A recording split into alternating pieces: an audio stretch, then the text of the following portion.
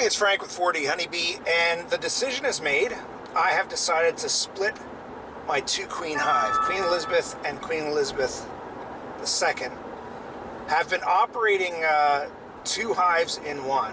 The hive is separated by a queen excluder, but they're both doing smashingly well. And basically my two options this late in the season with two queens in one hive were to A, split the hive, take that top box, move it into another bottom board, and that's it. You've got the hive split. Or B, the option is to get rid of one queen and let that survive as one big hive. And really what dictates it is numbers, right? Initially, I was really leaning towards just having it as one hive because it didn't seem that they had the numbers. This was in late September, early October. And now I inspected the hive box a couple of days ago, and they're still laying brood. They're still putting brood down there, and the numbers are pretty good. I think certainly good enough to consider the split. So the plan is I'm going to do the split. I'm heading out there right at sunset, basically, to do the split when hopefully all the forager bees are back in, so that I take as many of the bees in that top box as possible.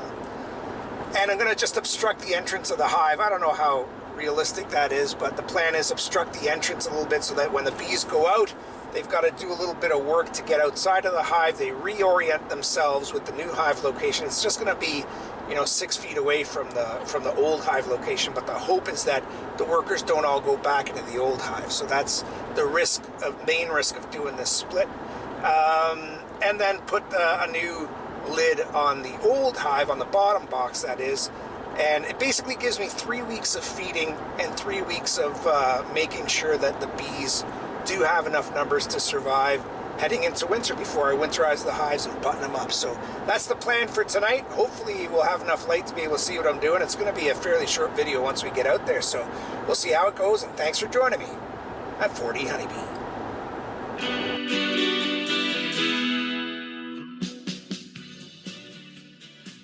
Okay, so I'm just about ready to go here. I've never done this before, so I'm expecting the bees to be pretty nasty. As you can imagine, they're all in for the evening now, and they're going to get a horrible rude awakening.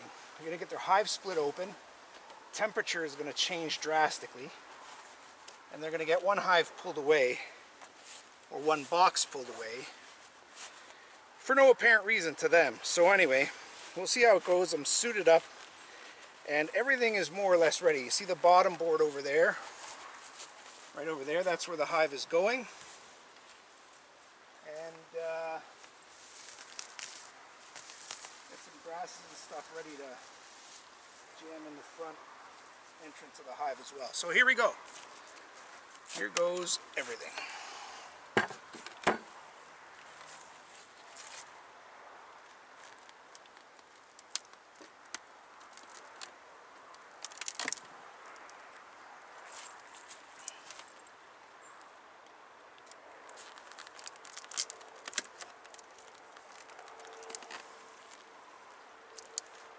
The additional challenge here is that there's a queen excluder that wants to stick to the top box, but it can't. It has to stay with the bottom box. Okay, here we go.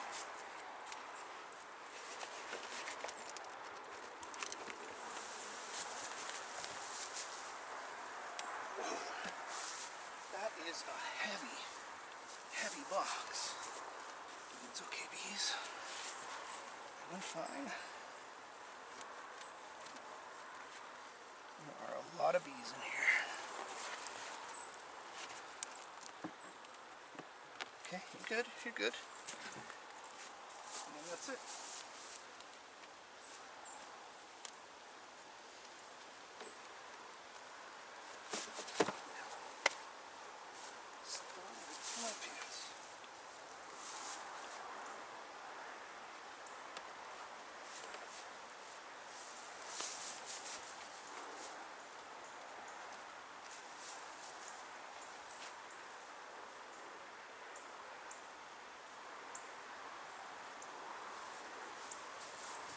Alright, so the transplant is done.